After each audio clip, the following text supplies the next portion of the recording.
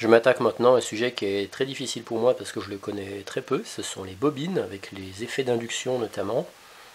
Donc je pense que j'ai pas assez de fil de cuivre pour reproduire un effet d'induction vraiment flagrant, mais je vais vous montrer quand même qu'à l'oscilloscope on arrive à voir l'effet induction d'une bobine sur une autre. Sur la breadboard, j'ai un NE 555 qui est monté en mode oscillateur.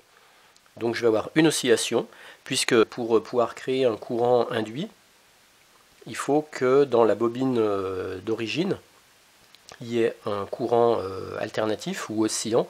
Alors moi je ne vais pas avoir un courant alternatif qui oscille autour du 0 volt, avec du positif, du négatif, puisque c'est la porte 5 du NE qui sort soit de la tension, enfin qui est soit en tension, soit en 0 volt.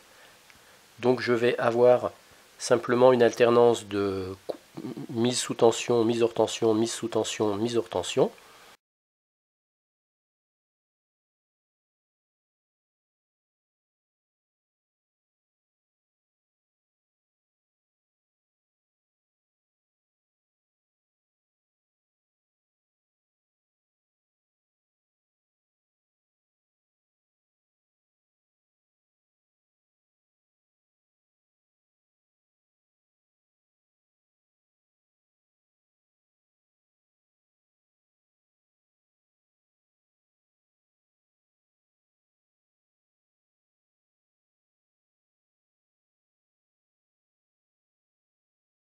Par-dessus, je pose une deuxième bobine, comme ça, qui elle est reliée à l'oscilloscope.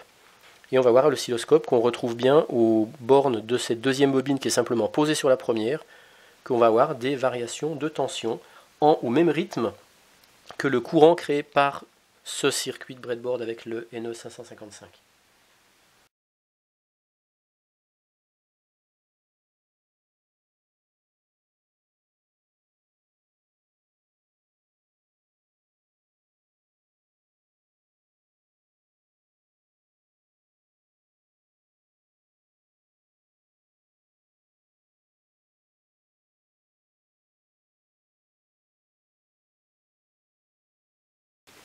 Voici l'oscilloscope.